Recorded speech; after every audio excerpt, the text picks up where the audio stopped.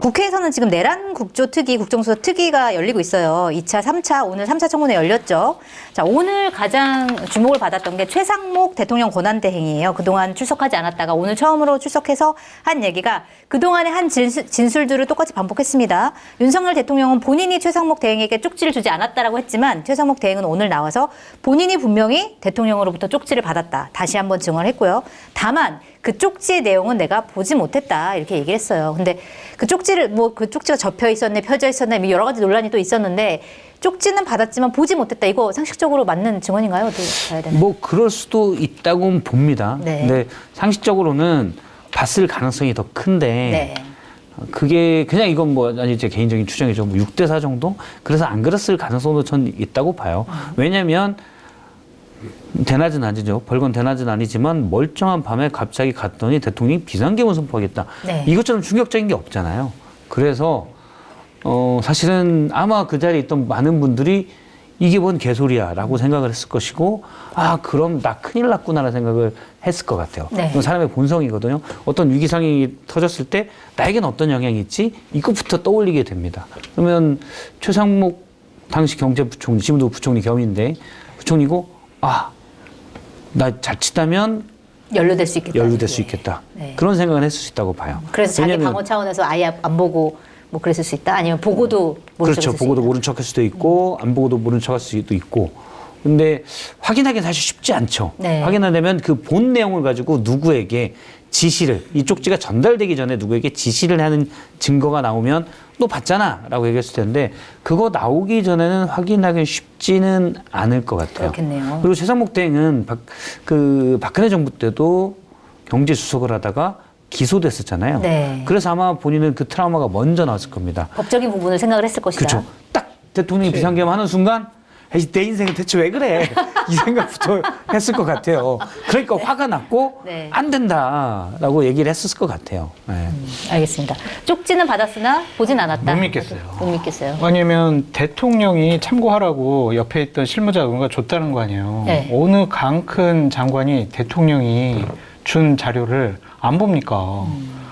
근데 그 국무회의 참석을 하고 쪽지 받고 나서 그다음에 F4 회의 뭐 거기도 갔었잖아요. 네. 그러면서 여러 가지 경제 대책도 막 했는데 그걸 안 봤다고? 그거 정말 쪽지 하나만 이렇게 보면 되는데 근데 검찰에 낸 거에는 접힌 흔적도 없었다면서요. 네, 다 펴져 있었고 최상목 부총리는 3번 접혀 있었다 이렇게 증언했죠. 형상기억종이야 이게. 부정선거에 나오는 형상기억종이. 지금 SNS에서 난리가 났습니다. 네. 형상기억종이다. 그거 좀 한번 구해줘 보세요. 우리 한겨레에서. 그래서 다리 위로 다렸냐 뭐 이런 얘기까지 나왔잖아요. 그게 전 거짓말이라고 봐요. 그래서 박 실장님 말씀하셨던 것처럼 이 탄핵, 내란 이런 거에 좀 자기 조금이라도 연루되지 않으려고 그냥 바보되기 대작전 벌인 것 같아요. 바보되기 대작전. 안 그래요? 그걸 안 보고 네. 나는 죄송해요 안 봤는데요.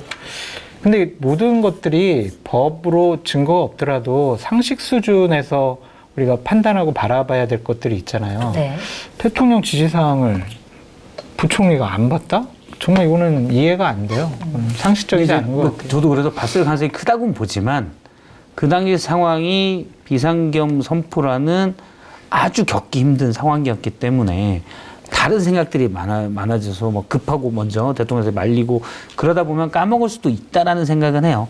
일단 받았지만 딱 워딩은 그랬다잖아요. 최상목 대행으로 국회 나와서 한 얘기는 대통령이 뭐 상무가 불렀습니까? 그게 아니고 기재부 장관 부르더니 와서 쪽지 주라고 이렇게 줬다. 그렇게 하는데 일단 아니 이걸 지금 왜 합니까? 일단 줬으니까 받아놓고 막 열기하고 딴 생각 대체 하시다 또 깜빡하는 거 아니야? 뭐 이런 고민하다가 네.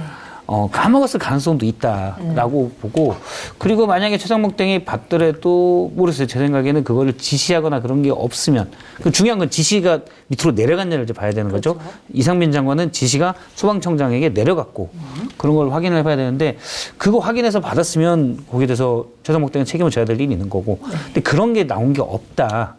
이게 이제 밑에 차관에게 가기 전까지 그런 게 없다라고 하면 그건 뭐 따로 또 봐야 될 것 같아요. 그러면 굳이 보고 안 보고가 이렇게 중요한가라는 생각도 합니다. 네. 근데 차관보가 네. 차관보랑 같이 보고 그냥 덮고 무시하기로 했다라고 최 대행이 또 얘기를 했잖아요. 네. 그런 거 보면 옆에 누군가도 그걸 본 것 같아. 그 쪽지 존재 사실을 알고. 네. 그렇다면 그거를 확인 안 했다는 건 솔직히 못 믿겠어요. 알겠습니다. 어쨌든 진실은 우리가 뭐 더 이상 알 수 없는 거니까 네. 뭐 그분의 주장으로 치고 그다음에 이것도 굉장히 노상원 지금 민간인이죠. 그때도 민간인이었고 전 국군정보사령관 관련된 얘기들이 굉장히 많이 나왔어요. 뭐 비다나 씨, 그러니까 노상원 전 사령관이 수십 차례 찾아갔다는 무속인 비다나 씨도 나와가지고 증언을 했고 그다음에 이런 증언도 있었습니다. 예전에 같이 일했던 박민우 육군 제2군단 부군단장, 박민우 준장이 이런 증언도 했어요. 뭐 예전에 무슨 뭐 대북 뭐 어떤 중요한 임무를 준비를 하는데 나중에 이거를 요원들을 다 제거하라. 우리 쪽 요원들을 제거하라. 그래서 어떻게 제거하냐고 물어보니까 폭사시키라. 근데 이거 너무 끔찍한 일이잖아요. 이런 증언까지 지금 나오고 있는 상황인데 노상원 이런 전 사령관에게 예를 들어서 경호처가 비하폰까지 지급했다 이런 정황도 나오고 있는 상황인데 이거는 좀 어떻게 바라봐야 되나요? 사실 저는 그러니까 HID 의원이 만약 이걸 아마 들었겠죠. 본인들도 당연히 네. 알고 그 당시에 있었던 분들이면 아마 이것들을 이 뉴스를 서로 공유하고 이게 말이 되냐 분개하고 너무 화가 날 것 같아요. 네. 네. 물론 전혀 실행도 되지 않고 그냥 지시만 잠깐 있었던 일이지만 말이 안 되잖아요. 네. 얼마나 힘들게 훈련해가지고 작전을 수행했는데 그렇죠. 갑자기 그렇게 네. 네. 일단 거기서 너무 말이 안 된다는 생각이 들고 이런 미친 자를 정보사령관으로 누가 만들었는지 이런 것도 봐야 되고 또 뒤에 어쨌든 김용현 국방부 장관은 이 사람을 민간인인 노상원을 중용해서 네. 같이 계엄을 논의하고 진짜 이 미치고 바보인 자들의 이 행태들이 너무 끔찍하다라는 생각이 듭니다. 일단 이거는 당시에 그러면 노상원 정보사령관 시절에 이런 얘기를 할 정도면 이제가 또 어떤 짓을 했을지는 모르겠어요. 혹시 있는지 그것도 좀 따져봐야 될 것 같습니다. 네. 어떻게 보세요? 김준일 평론가가 이건 그 비화폰이 아니다 그러더라고요. 아 그래요? 네, 그건 계엄폰이다. 계엄폰. 계엄을 같이 하려고 하는 사람들이 네. 무전기처럼 쓰기 위해서 김성훈 경호처 차장이 네. 누군가로부터 지시를 받아서 네. 그 중요한 사람들에게 이 계엄폰을 나눠줬다. 각 사령관들도 이 계엄폰을 받았다라는 거 아니에요. 네. 그렇다면은 저는 김성훈 차장이 단순히 특수공무 집행 방해뿐만이 아니라 이 계엄을 사전 논의하고 계획을 하는데 중요한 역할을 했을 수도 있지 않을까. 네. 그래서 검찰이 자꾸 지금 구속영장을 지금 뭐 철회하라고 계속 그러고 있는데 이 부분 조사가 좀 진행돼야 되지 않을까. 김성훈이 단순히 경호처 차장의 역할만 하지 않은 것 같다. 어떠한 연결고리, 브릿지 역할을 좀 하지 않았을까. 이 정도 비화폰까지 나눠줬으면 뭐 대통령이 주라고 했거나 김건희 여사가 주라고 했거나 아니면 김용현 전 국방부 장관이 주라고 했겠죠. 네. 그러니까 나눠줬겠지. 그러면 김성훈 차장도 이 계엄을 사전에 몰랐다라고 보기는 어려울 것 같아요. 네. 뭐 증거 인멸 의혹까지 좀 있는 상황. 이럴 거 아니에요. 김용현 장관이 저기 성훈아 저기 노상원한테 줘. 노상원 누군데요? 저기 전 정보사령관이 지금 민간인인데 하여튼 뭐 우리 여러 가지 일을 같이 하니까 줘. 뭔 일 하시는데요? 뭐 이러지 않았을까? 그렇죠? 각 사령관한테도 비화폰 주라고 하면 그분들 원래 있는데요? 아니야 뭐 줘야 돼. 야 너만 알고 있어. 우리 사실은 이런 거 하고 있어. 이러지 않았을까? 그렇게 싶어요. 근데 국방부 장관이 경호처 차장한테 지시를 할 수가 있나요? 그건 말이 안 되죠. 직권남용이라고 볼 수가 있는데 어쨌든 전직 경호처장이니까 또 김성훈 차장을 그 차장 자리로 올려준 사람이잖아요. 그러니까 말 잘 들을 수밖에 없겠지. 네. 그러니까 제가 국회 나왔는데 제가 나오면서 제 자리를 제가 아끼는 사람한테 이렇게 보좌관 자리를 추천을 해줬어. 그럼 제가 전화하면은 제 말 듣겠지.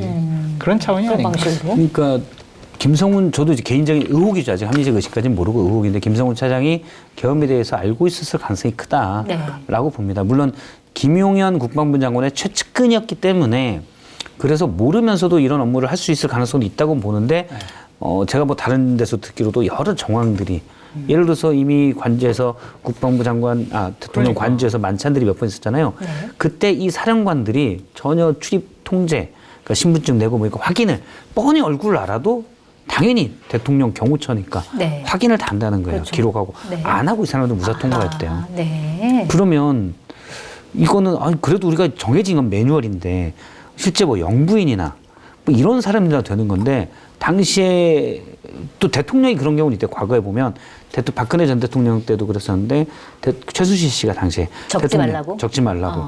그럼 대통령 지시가 딱 떨어졌을 때는 대통령이 직접 적지 말라고 하니 네. 대통령이 실언을 보증하는 사람이니 오케이 하는 경우들이 있었는데 그것도 이제 뻔히 최순실 씨나 이런 경우들이겠죠. 그런데 그때 듣기로는 대통령이 얘기 않고 김용현 처장이나 이런 사람들이 얘기해서 그냥 가는 경우도 있었다는 거예요. 네. 그럼 말이 안 된다. 네. 그렇잖아요. 사실은 그래서 저는 김성훈 차장도 알고 있었을 가능성이 크다라고 보는데 그거 외에 또 다른 거는 뭐냐면 사실 윤석열 정부 들어서 정말 잘못된 게 나이보험 상태를 객관적으로 체크해 공정한 평가와 합리적 대안을 제시하는 마이보험 체크는 보험적 가입자의 이익을 최우선으로 각종 보험을 고객의 상황에 맞게 맞춤형으로 리모델링 해드립니다.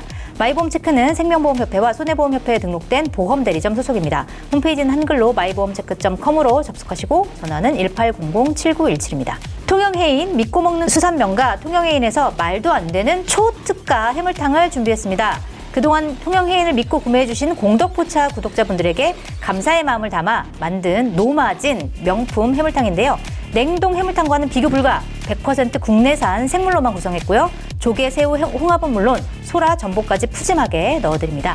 물만 넣으면 맑은 해물탕, 동봉된 양념장을 넣으면 얼큰한 매운탕이 되니 입맛대로 드셔보시기 바랍니다. 도매가로도 절대 불가능한 가격이니 통영해인 해물탕을 절대 놓치지 마세요. 보양식 통문어와 문어 슬라이스, 문어 다리도 준비되어 있으니 함께 주문해보시기 바랍니다. 그리고 후라이팬에 굽기만 하면 뚝딱 해물이 듬뿍 들어간 맛있는 해물파전도 간편하고 맛있게 즐겨보시기 바랍니다. 유튜브 고정 댓글 링크로 들어오시거나 네이버에서 통영해인을 검색하셔서 주문하시면 됩니다. 그래서 저는 김성훈 차장도 알고 있었을 가능성이 크다라고 보는데 그거 외에 또 다른 거는 뭐냐면 사실 윤석열 정부 들어서 정말 잘못된 게 그런 부분이에요. 그러니까 예를 들어서 제가 저랑 친한 제가 좀 힘이 센 권력자고 저랑 친한 사람을 경호처장을 시키는데 힘을 많이 썼어요. 그래놓고 제가 밤에 야 우리 조카가 저기 대통령실 한번 관저 구경 간다는데 이때 11시에 참 우리 조카랑 우리 뭐 처제랑 이렇게 간다고 했는데 괜찮겠어? 아 그때 와. 안 되잖아요. 네. 아무리 친분 있어도 해야 될 지킬 각 기관장들이나 그렇죠. 주요 임무를 맡은 사람들은 자기 일을 해야 되는 거예요. 그게 시스템이 돼 있는 선진국가고 그게 사실은 권력 분립이라고 볼 수도 있고 네. 각자 이름에 맞는 일들을 해야 되는데 지금 김성훈 차장, 경호처 이 사람들은 김용현 처장, 국방부 장관 이 사람 지시해서 해선 안 될 일들을 지금 쫙 한 거죠. 네. 아무렇지 않게. 그게 이제 국가의 기강이 무너졌다. 맞아요. 윤석열 동안 이렇게 보면 될 네. 것 같습니다. 그러니까 김성훈 차장이 경호처 차장이 굉장히 키맨인 것 같아요. 또 하나의. 맞아요. 네, 맞아요. 그래서 그분도 빨리 조사를 받아야 될 것 같다. 그래야 생각이 듭니다. 특검을 통해서 할 수밖에 없다. 네, 특검을 검찰이 안 하니까 지금. 네, 해야지 이 사람은. 특검은 꼭 해야 된다. 근데 특검은 지금 거의 뭐 안 될 것 같은 분위기잖아요. 근데 막 국민의힘 쪽에서 이렇게 얘기를 하잖아요. 에이, 이미 뭐 저 윤석열 대통령도 기소됐고 사령관들도 기소됐고 네, 특검 해봤자 뭔 소용이 있겠어. 근데 이 내란죄뿐만이 아니라 다른 혐의들도 있잖아요. 그런 것들 다른 이런 김성훈 같은 연루자들 손도 못 대고 있잖아요. 네. 제대로 조사해야죠. 그래서 이상민 장관도 거의 지금 수사가 안 되고 있고 네, 사실은 내란죄가 무슨 수사 주체가 맞냐 어쩌냐 이런 거 되면서 이 내란 대통령이 친위 쿠데타라는 45년 만에 일어난 사건의 전모를 낱낱이 밝혀야 그래서 각자의 책임들을 물을 걸 묻고 네, 물론 어떤 분들은 운이 없을 수도 있고 사실은 운이 없다는 것도 곽종근 사령관도 예를 들어서 본인이 알고 있으면 당연히 안 따랐어야 될 거죠. 그러니까 그냥 아무 상관없는 사람보다는 어려운 선택에 놓였다고 볼 수는 있겠지만 네. 그래도 본인이 안 했어야 맞는 거죠. 그런데 이런 부분에 대한 죄도 다 낱낱이 밝혀서 거기에 대해서 처벌을 하고 해야 또 혹시나 이런 일이 절대 생기면 안 되지만 생겼을 때 여기에 대한 과거 사례가 있기 때문에 다른 여기 하는 사람들이 아 그러다가 나도 어떤 벌을 받을 수 있어. 있겠다. 그렇기 때문에 이걸 못하게 되는 거거든요. 네. 그러니까 역사가 항상 늘 바로 서야 되는 것들은 뒤에 어떤 사람들이 거기에 대한 경계하는 마음을 가질 수 있도록 네, 맞습니다. 그렇게 하는 건데 네. 지금 대통령과 대통령 변호인 여당이 무슨 수사 주체가 뭐고 물론 짚을 건 짚어놔야겠지만 아예 본질을 틀어뜨릴 정도로 공격을 해대서 그런 부분도 지금 하나도 안 되고 있어요. 알겠습니다. 두 분 다 지금 수사가 또 미진하다 그럼요. 이런 얘기를 하고 계시네요. 특검이 돼야 될 텐데 참 그 특검이 쉽지 않아 보여가지고 걱정이긴 쉽지 않아 합니다. 보여요. 네.